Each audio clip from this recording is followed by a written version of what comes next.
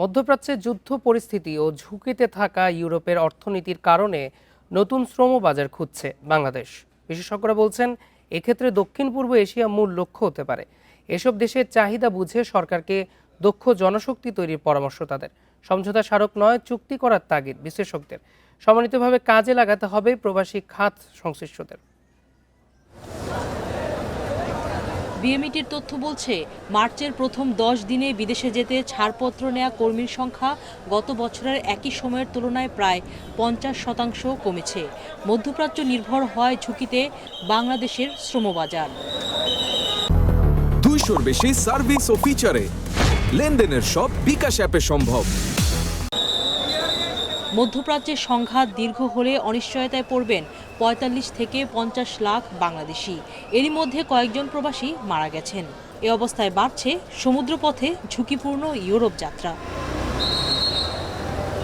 মধ্যপ্রাচ্যের বাইরে Europe, Japan বা দক্ষিণ কোরিয়ায় দক্ষ শ্রমিকের চাহিদা থাকলেও তা কাজে লাগানো যায়নি। এ অবস্থায় ইউরোপ, আফ্রিকা সহ এশিয়ার বিভিন্ন দেশে নতুন শ্রমবাজার খুঁজছে সরকার। বিশেষজ্ঞরা বলছেন, তাড়াহুড়ো করলে আবারও মুখ থুবড়ে পড়বে পরিকল্পনা। প্রথম মনোযোগ দিতে হবে দক্ষিণ পূর্ব এশিয়ায়।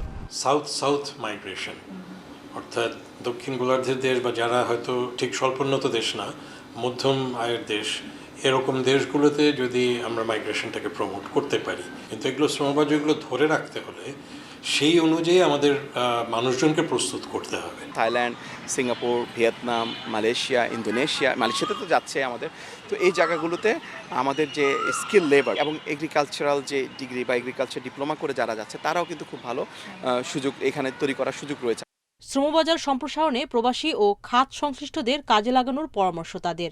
একটু আমার ব্যাকএন্ডের রিসার্চটা দরকার, যে আমার কি প্রস্তুতি আছে, এবং সেই অনুযায়ী এখানে ব্যবসায়ী মহল হোক, বিভিন্ন প্রতিষ্ঠানে যারা কাজ করছে, সেটা দক্ষ মানুষই যদি হয়, এবং সেটা শুধু আইটি সেক্টর না, চিন্তা করতে হবে এআই এর যুগ আসছে, বিভিন্নভাবে আধুনিক প্রযুক্তিতে কিভাবে আমরা তৈরি হচ্ছি। এখানে আমাদের ফরেন পলিসি এবং ফরেন যে উইংগুলো রয়েছে, তারা খুঁজে বের করবে যে আসলে আমাদের অপরচুনিটিসগুলো আরও কোন জায়গায় রয়েছে। যেমন জাপানে শুনেছি যে কূটনৈতিক প্রচেষ্টার ফলে আরও কিছু নতুন মানে মানুষ যাওয়ার সুযোগ তৈরি হবে সেখানে।